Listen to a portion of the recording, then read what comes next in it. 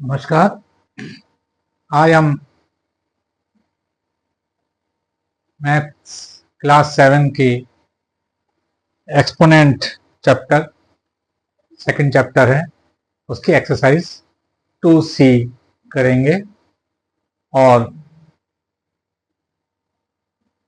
एक बार फिर मैं दोहराऊंगा कि सभी viewers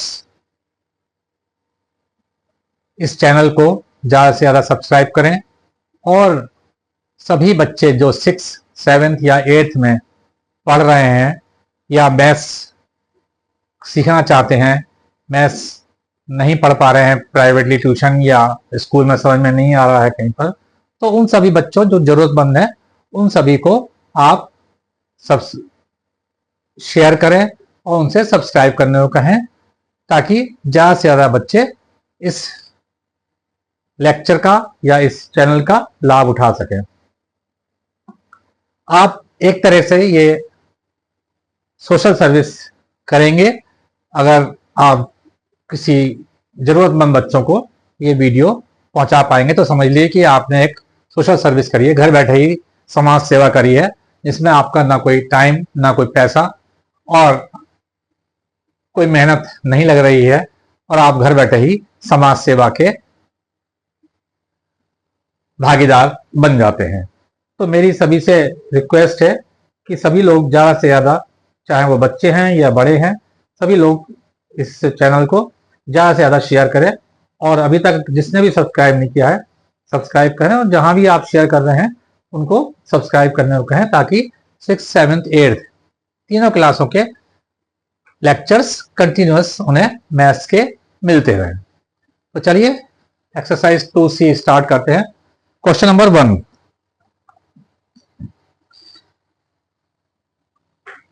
12 into 12 into 12 into 12 into 12 into 12 को घात रूप में व्यक्त कीजिए। कितनी बार है ये? 6 बार है। 1 2 3 4 5 6। तो इसको क्या लिख सकते हैं हम? 12 की पावर 6। ये इसका आंसर हो जाएगा। Question number 2, 15,625। 15,625 इसको हमें 5 आधार, 25 और 125 आधार, यानी 15,625 को हमें कैसे लिखना है? 5 की क्या पावर होंगी? ये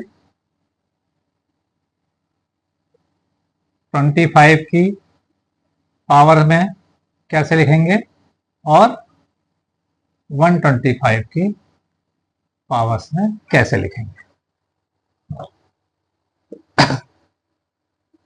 तो 15625 जो नंबर दिया हुआ है हमको, हम इसका फैक्टराइजेशन मेथड से डिवीजन कर लेंगे।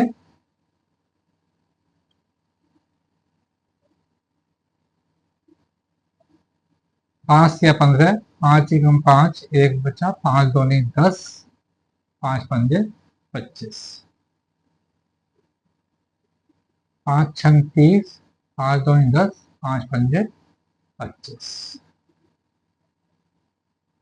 125, 25, 5, तो क्या आ गया? 5 इंटू 5 इंटू 5 इंटू 5, 6 बार 5 आ गया। तो जब हमें 5 की पावर लेनी है यहाँ पर, तो हम खाली 5 गिनेंगे। कितने 5 आए हैं? 1 2 3 4 5 6। 5 जो है वो 6 टाइम्स मल्टीप्लाई हो रहा है, यानी 15625 इज इक्वल टू 5 की मल्टीप्लिकेशन 6 टाइम। तो इसको हम क्या लिख सकते हैं? 5 रेज टू दी पावर 6, क्योंकि 5 6 बार गुणा हो रहा है इसके फैक्टराइजेशन मेथड में, तो ये 5 की पावर 6 के इक्वल है। 25 को देखना है हमें, तो इसी में ही हम अलग करने की जरूरत नहीं है, इसी में हम 25 के जोड़े बना लेंगे। 5 5 जा 25, 5 5 जा 25, 5 5 जा 25, यानी 25 कितनी बार आया? 3 बार। अलग करने की जरूरत नहीं है हमें कोई भी। 25 3 बार आ रहा है, यानी 15625 is equal to 25 into 25 into 25, यानी 25 3 बार। तो इसको हम लिख सकते हैं 25 की पावर 3। अब 125 है, 125 इसी सवाल से, इसी फैक्टर से हम 125 भी निकाल लेंगे। क्या करेंगे? अब हम 3 3 ले लेंगे। 5 5 जा 25, 25 5 जा 125, ऐसे ही ये 5 5 जा 25, 25 5 जा 125। तो ये 125 इंटू 125 हो गया, यानी 125 की पावर 2। तो ये क्या आ गया? 125 की पावर 2। तो इस तरीके से 15625 को हम 5 की पावर 6 या 25 की पावर 3 या 125 स्क्वायर लिख सकते हैं। तो ये क्वेश्चन नंबर 2 हो गया आपका। क्वेश्चन नंबर 3 देखिए।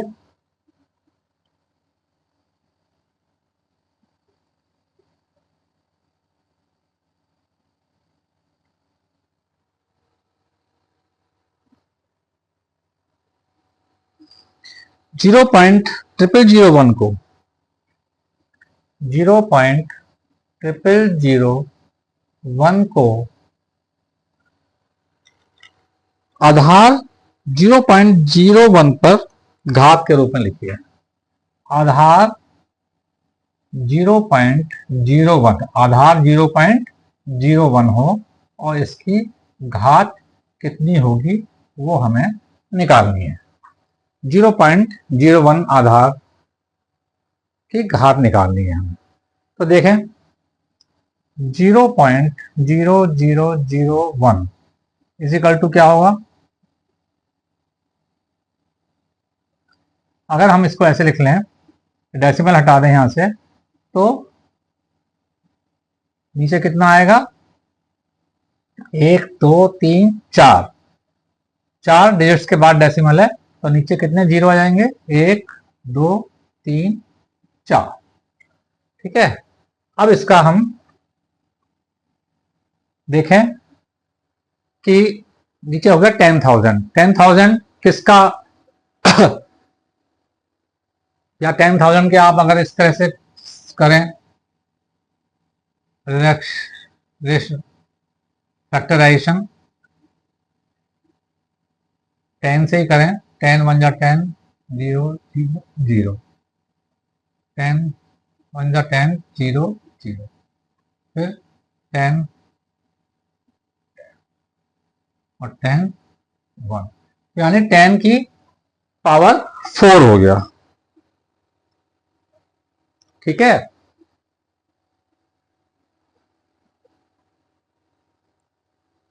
लेकिन हमें यहां पर 0.01 की निकालनी है। 0.01 इज इक्वल टू 1/100। 2 डिजिट के बाद है डेसिमल, तो क्या होगा? 1/100। तो इसको हम क्या लिख सकते हैं? 1/100 इंटू 100। ठीक है। या 1/100 का स्क्वायर, या 1/100 क्या होगा? 0.01 का स्क्वायर। तो एक तरीका इसकी ना भी यूज करें इसको हम अगर, तो ऐसे भी कर सकते हैं डायरेक्टली कि 0.001 इज इक्वल टू 1/10,000, क्योंकि यहाँ पर 4 डिजिट के बाद डेसिमल है, तो क्या आएगा? 1/10,000। नीचे 4 जीरो लग जाएंगे, 1/10,000। 1/10,000 को लिख सकते हैं हम 1/100 इंटू 100। 100 क्यों किया हमने? क्योंकि हमें 0.01 यानी 1/100 की घात निकालनी है। 1/100 की घात कितनी हो गई? 2 हो गई। पावर्स कितनी हो गई? 1/100 की पावर 2। तो एक की पावर कितनी भी हो लगा सकते हैं हम, तो 1 ही रहेगा वो, और 100 की पावर 2 हो गई। तो 1/100 इज इक्वल टू 0.01 और उसकी होल पावर 2। तो ये आपका आंसर।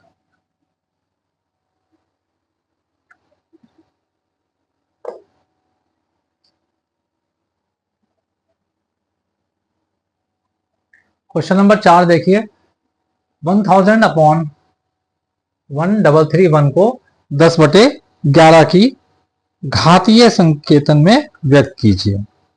घातीय संकेतन, ठीक है ना। घातीय संकेतन में करना है हमें, तो क्या इन्होंने 10/11 दे दिया, इसका मतलब हमारा पहले ही हो गया कि इसमें 10 से हम डिवाइड करेंगे और इसमें 11 से। फैक्टराइजेशन मेथड देखिए, 1000 को 10 से करेंगे, 10 1 जा 10, 0 0 और 10 10 जा 100, 10 1 जा 10, यानी 10 इंटू 10 इंटू 10। तो 1000 अपॉन क्या हो गया ये? 10 इंटू 10 इंटू 10। सिमिलरली 1331 इसको 11 से करेंगे, 11 1 जा 11, 2 बचा 22 और 11, 11 से करेंगे तो 11, फिर 11 से करेंगे 1। तो क्या आया नीचे? 1331 is equal to 11 into 11 into 11, यानी क्या हो गया?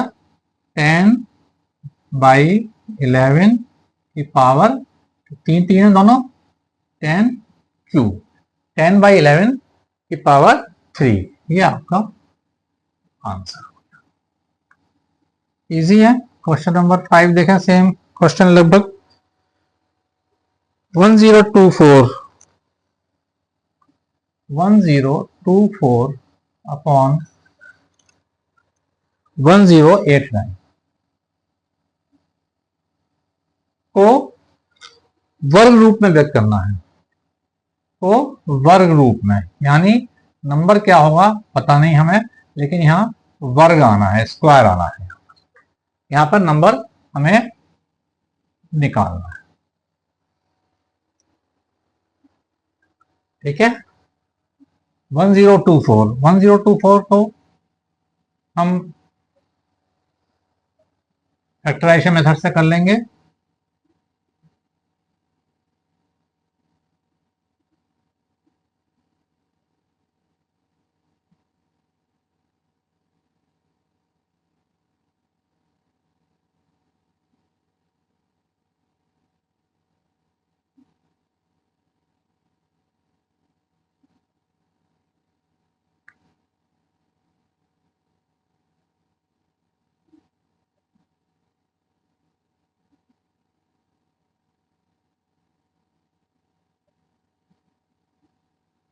तो कितने आ गए? हमें स्क्वायर में लिखना है। 1 2 3 4 5 6 7 8 9 10, 10 टाइम्स 2 की मल्टीप्लीकेशन है और हमें लिखना है स्क्वायर में। तो हम 5 5 के 2 ग्रुप बना लें, यहां तक ले लेते हैं एक ग्रुप, और एक ग्रुप 5 का ये हो जाएगा। तो ये कितना हो गया? 2 2 जा 4, 2 जा 8, 2 जा 16, 2 जा 32, और ये भी 32 हो गया, यानी 32 इंटू 32। तो 1024 को क्या लिख सकते हैं हम? 32 इंटू 32।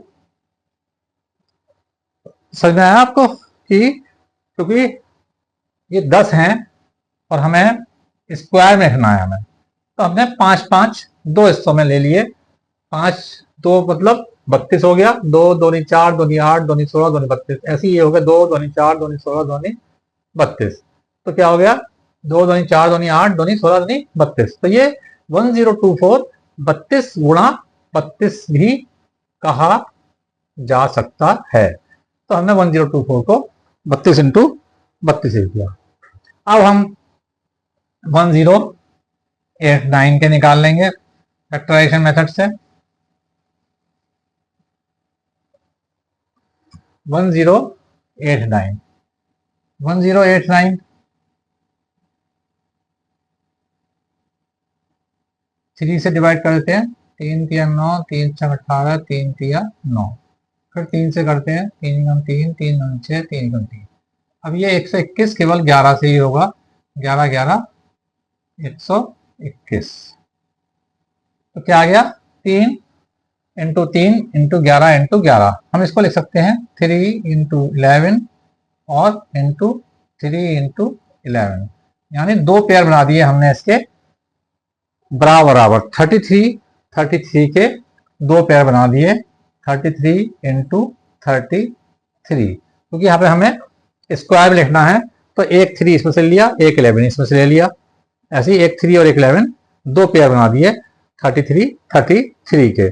यहाँ पर आ गया 1089 is equal to 33 into 33। Same numbers के हमें दो पेयर बनाने पड़ेंगे। जैसे हमने यहाँ 32 दो पेयर बनाए थे, यहाँ पर 33 के दो पेयर।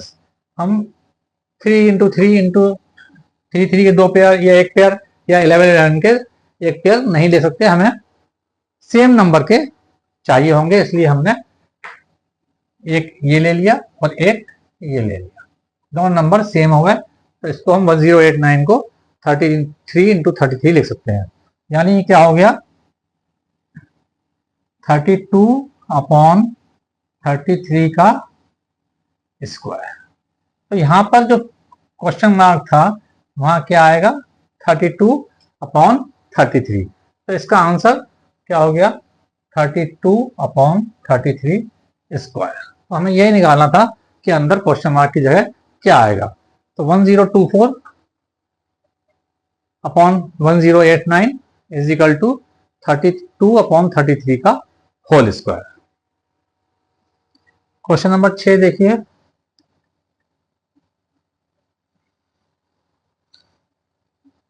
(512/729) इसको जो है धन रूप में व्यक्त करना है। धन रूप मतलब क्यूब में। सेम सवाल है, यहां नंबर निकालना है लेकिन यहां पर क्यूब आना चाहिए। तो अब जो हम फैक्टर्स करेंगे इनके, तो उसके 3 पेयर बनाएंगे हम, सेम नंबर्स के 3 पेयर। कैसे? जैसे 512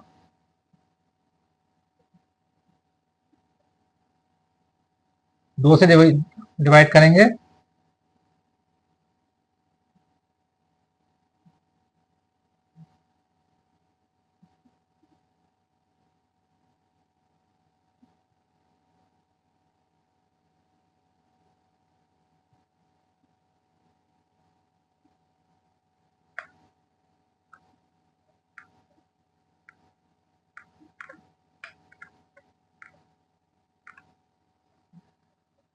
कितने 2 आए? 1 2 3 4 5 6 7 8 9 आए। हमें क्यूब बनाना है, तो हम 3 के 3 पेयर बना लें इसके। एक पेयर, दूसरा पेयर और तीसरा पेयर। तो क्या होगा? 2 दूनी 4 दूनी 8, 2 दूनी 4 दूनी 8 और 2 दूनी 4 दूनी 8। 8 इंटू 8 इंटू 8, यानी 512 को क्या लिख सकते हैं हम? 8 इंटू 8 इंटू 8। ऐसे ही आप 729 के निकाल लेंगे।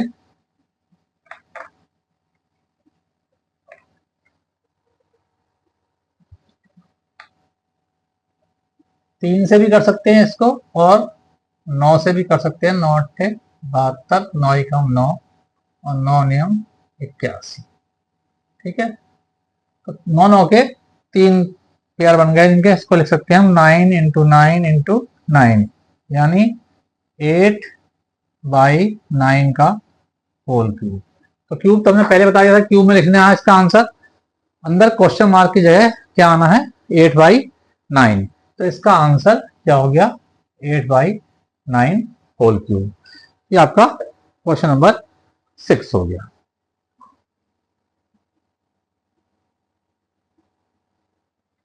क्वेश्चन नंबर 7 देखिए कि 0.00001 किसका वर्ग रूप होगा, किसका वर्ग रूप होगा ये कितने हैं यहां पर,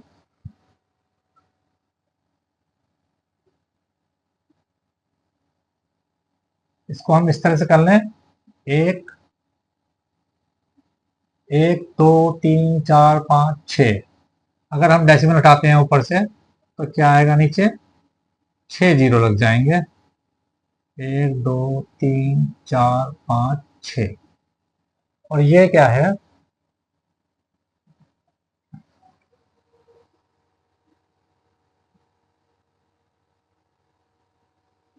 ठीक है, ये होगा इक्वल टू 1/,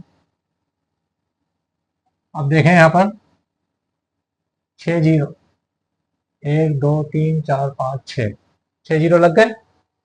अब इसको हम क्या लिख सकते हैं, 1000 इंटू 1000,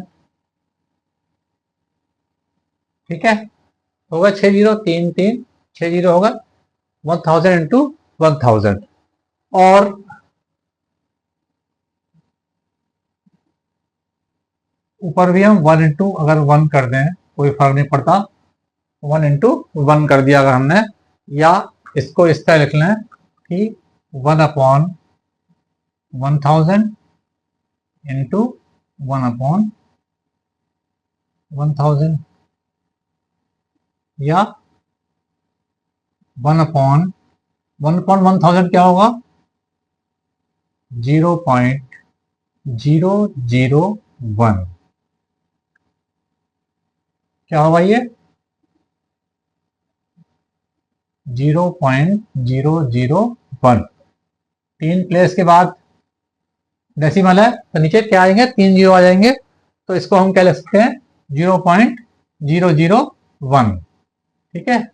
तो ये 0.001 हो गया, और एक 0.001 ये वाला हो गया, यानी क्या हो गया 0.001, इसको मैं लिख ही देता हूं आपके लिए, इंटू 0.001, ठीक है। तो इक्वल टू क्या हो गया,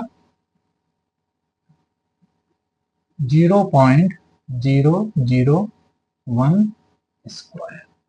ये आपका आंसर हो गया, जो कि 7th का सेकंड आंसर है। कौन सा आंसर है, 7th का सेकंड आंसर है, 0.001 स्क्वायर।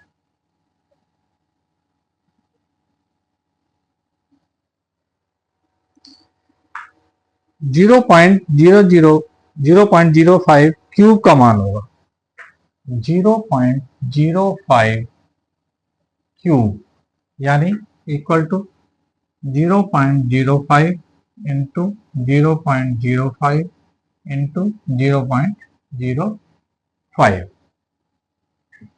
पहले तो आप 5 की मल्टीप्लिकेशन कर लीजिए, 5 पंजे 25 पंजे 125, 5 की मल्टीप्लिकेशन करी तो कितना आ गया, 125।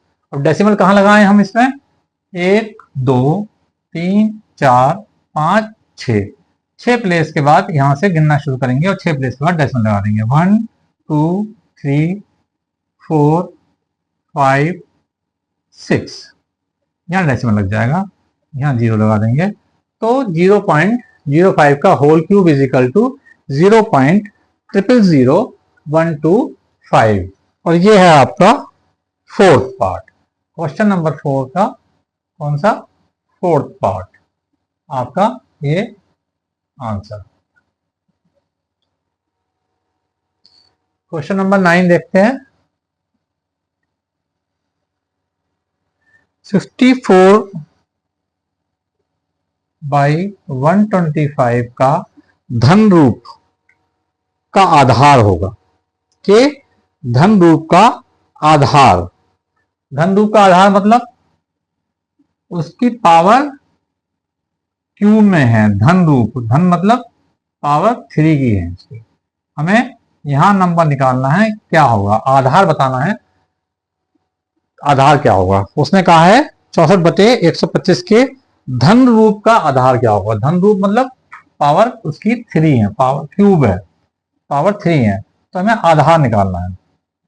64 को क्या लिख सकते हो आप, 4 चौके 16 चौका 64। 125 को लिख सकते हो आप 5 इंटू 5 इंटू 5, 5 पंजे 25 पंजे 125, यानी 4/5 होल क्यूब। तो आपका जो आधार आया, क्या आया यहाँ पर 4/5। तो क्वेश्चन नंबर 9 में 4/5 है आपका सेकंड पार्ट। सेकंड पार्ट क्या है, 4/5, ये आपका आंसर होगा। तो ये आपकी एक्सरसाइज 2C समाप्त हुई। सभी बच्चे 2C तक अपना काम कंप्लीट करें, सवाल समझ के करें, और कोई समझ में नहीं आता है तो मेरे से कमेंट्स में जाके पूछ सकते हैं।